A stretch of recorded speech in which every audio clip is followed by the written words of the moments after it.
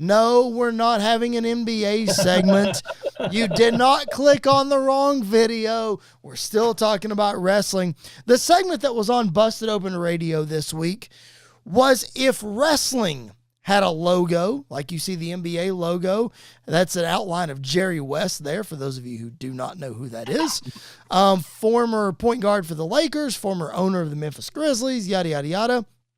So, if wrestling had a logo, Andy, who would it be?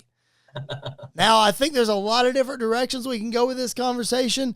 To me, there's only 4 guys that could possibly be the logo of wrestling, but I'll throw to you first. If you had to throw out a name of a logo, who you got?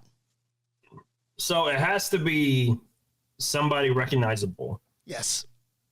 It has to be somebody who is the business. Yes. And it has to be somebody who is in contention for a Hall of Fame or one of the greats. Now, I know with Jerry West is kind of a different conversation, but there's not a lot of point guards that were better than Jerry West at the time. And it's true. I'd put him up against a couple of them still today as well. Yep. So I think that kind of fits into this discussion. And when you asked me this, when you text me this is what we're talking about, I had like 4 or 5 names pop up. Yep. And the first one that popped into my mind is a newerish guy, okay, but I think he fits that mold. And to me, it's John Cena. Yeah. Like, I think Cena is one of those guys that could be the logo of, and it depends on what we're talking about here. If we're talking about WWE, if we're talking about professional wrestling as a whole. That's the debate right there. Yep. That's the big debate, because I think if you do a WWE logo, I think Cena is like one of the only choices, and the other choices I don't think match up to him because he's like one of the only few guys that has not had any problems with WWE and has maintained his status all the way. It's a fair point. So like Austin took his ball and went home. Obviously Hogan had some problems back in the day. Yep. Rock kind of left and didn't really care when he left, it seemed like.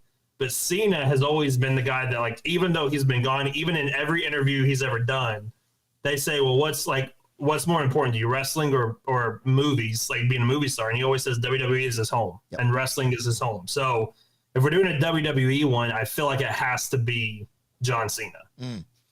All right.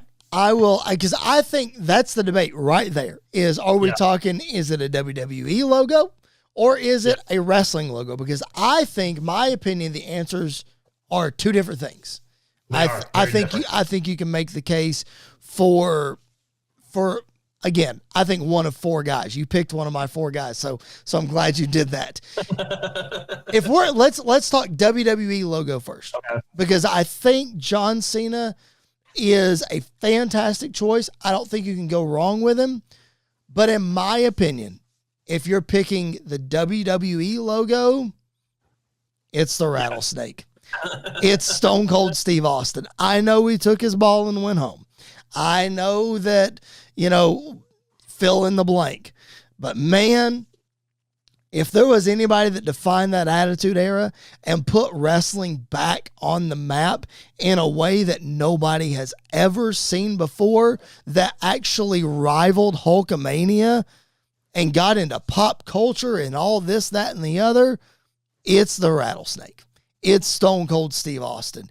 To me, you can't talk about WWE in a pop culture way without somebody wearing an Austin 316 t-shirt or somebody saying what, or flipping the double bird or what have you. I just feel like, yes, John Cena is huge and everybody knows who he is nowadays. But as we talk about guys that paved the way, Hogan paved the way for Austin. Austin paved the way for Cena. Or you could argue that Rock paved the way for Cena as well. But I think of all of those pavers, I think Austin's the most important from a WWE perspective. Yeah, I mean, Austin was the driving force. And obviously, The Rock is thrown in here too, but Austin was the driving force behind what used to be, I don't know anymore if we can still call it WWE's boom period, because I feel like this period right now is kind of rivaling that boom period. It is. Right. So I think Austin is that guy that like paved the way, but also was the main guy behind the popularity of WWE in the Attitude Era. But if we're going that route, then I think Roman Reigns needs to be thrown into this conversation down the line, because he was the driving force behind this resurgence. And I think you can even, like, in a meta way, throw Triple H in there, because he's the CEO, he's the booker, he's doing all the creative stuff, but he was also a driving force in the Attitude Era and some other things as well. So I agree. I think the top two choices are Austin and Cena. Yep. Personally, I would lean more towards Cena from a company, because he's been such a company guy from the beginning. Yes. But I don't think you can go wrong with either guy. Like, I think either guy is the perfect one to go with who would be the logo for WWE. And those are the two choices that I had written down for WWE. And the main reason is because if you go to any WWE event right now, the only two pieces of merchandise that are there from non-active wrestlers at every single one, you can still buy something John Cena, and you can still buy something Steve Austin. Every one of them. Yep. So that if that doesn't tell you who the face of WWE for all eternity is, like, I don't know what. And to your point, I think in 20 years, Roman Reigns, you'll be able to buy his merchandise at any event that you go to. So I think Cody could be thrown in there a little bit too. Absolutely. Like, I know right now, but I think in 20 years, yes, I think in a weird way we're looking at our generation's Austin Rock. We are. You're 100% right. Obviously not like I'm not trying to compare Austin and Rock to Cody and Roman, but from a popularity standpoint, yes, those are the two faces right now that they main evented over the possibility of a Roman Rock WrestleMania main event, because the fans were in such high demand for Cody. Yep. So it's hard to not have him in that discussion as well. And in the future, I don't think he is right now, but I think if things keep going the way they are, it's going to be hard to deny those two. I completely agree. All right. We've established WWE. It's one of two guys. And again, wrestling is an opinion-based sport. It's an opinion-based form of entertainment. Everybody can have their own thoughts and opinions. But Andy, I will throw to you when it comes to a general wrestling logo. If you have to pick somebody that represents wrestling, who is it? This is where things get more difficult, I feel like. Okay. Because with WWE, it's more it's more specific. Yeah. Pro wrestling is a wide range of things. Yep. The first name that came to mind was... Say that again. You cut out. Sorry. Oh, I think the first person that came to mind was Ric Flair. Yep. Like, I think Flair is the guy that could be, a logo to represent all of professional wrestling. Yep. I think another guy is I think Hogan has to be thrown in this conversation at some point. Yep. Because he fits that mold, and he was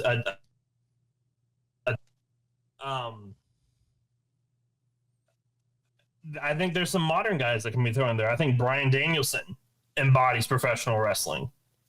I think he's a guy that took the WWE mainstream media by storm. Mm-hmm. And when he was an independent guy, people loved him. He came to WWE, people loved him. Now he's in AEW, people love him. So I think he's another one of those guys as well that could be the logo of professional wrestling. And then I'm going to throw this one out there just because he's my boy, and I think he represents a massive portion of wrestling fans, especially today. And I think that's Punk. I think Punk could be on the logo of professional wrestling, because I think it needs to be somebody who had success, not just in WWE, but everywhere they went and everything they did, because professional wrestling is bigger than just WWE. So I think that it has to embody that in my mind.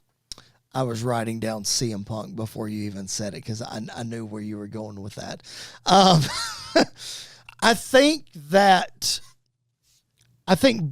the reasons you gave for Bryan and Punk are very valid. I think they make a whole lot of sense. I think for those, if you're making that argument for the logo professional wrestling, I think you could throw AJ Styles into that. I think you could throw Sting into that for the unprecedented run that he had in TNA that just was not supposed to happen.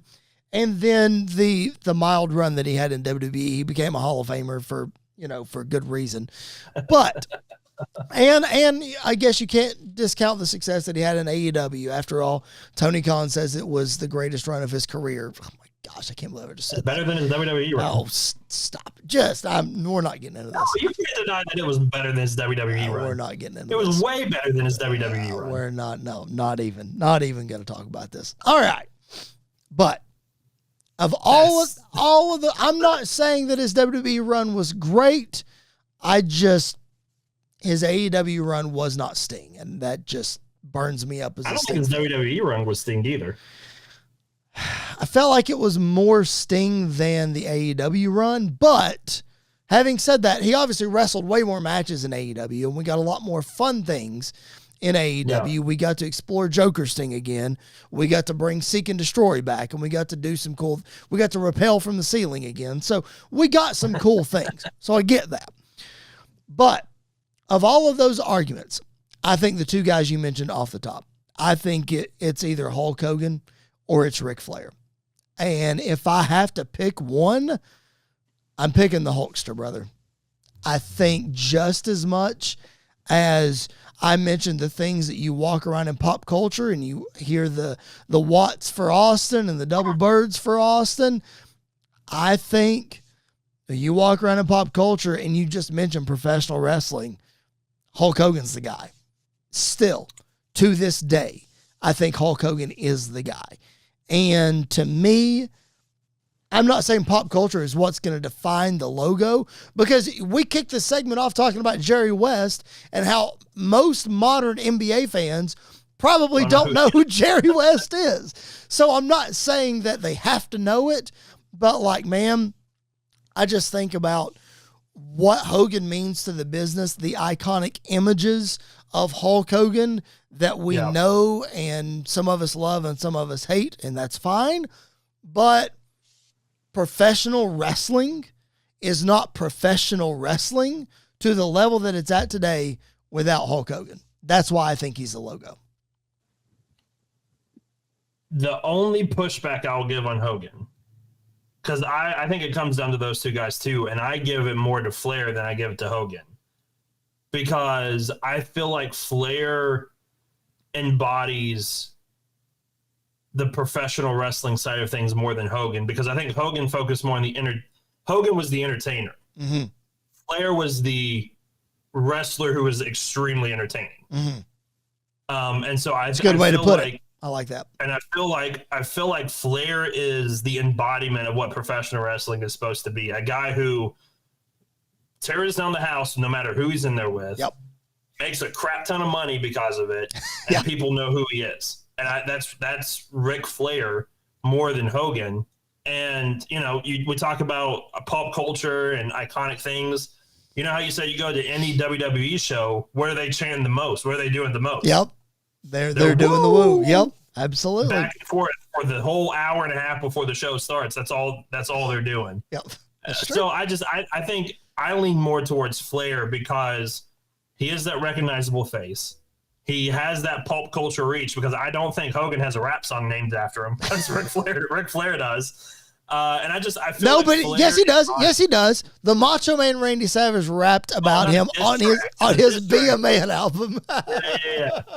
I feel like Flair embodies professional wrestling more than Hogan does.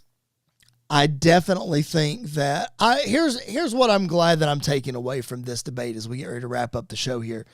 I'm glad that you and I agreed on the same 4 guys for the logo. And not saying that I didn't think that you would agree with me. I just think that we have landed on the only 4 guys that it could possibly be to represent the world of wrestling and of WWE as a whole. Because listen, I could sit here and say Shawn Michaels all day long because I think he's the greatest wrestler that's ever lived. But I also understand that he probably shouldn't be the logo of wrestling or WWE. You briefly mentioned The Rock, but I think these 4 guys supersede The Rock. I think these 4 guys, as bad as I hate to say it, supersede The Undertaker. You know? That's the only name that I would add in for the WWE logo is Taker, because I think he's up there with those guys of the most recognizable WWE figures of all time. Yep, I agree. Is the Undertaker. Yep. Like anybody who hears that gong, even though they probably never watched wrestling a day in their life, probably knows that's the Undertaker. Yep. So I think he's in the honorable mentions of this. Agreed. As well, because he's just a timely figure that everybody knows and sees from WWE.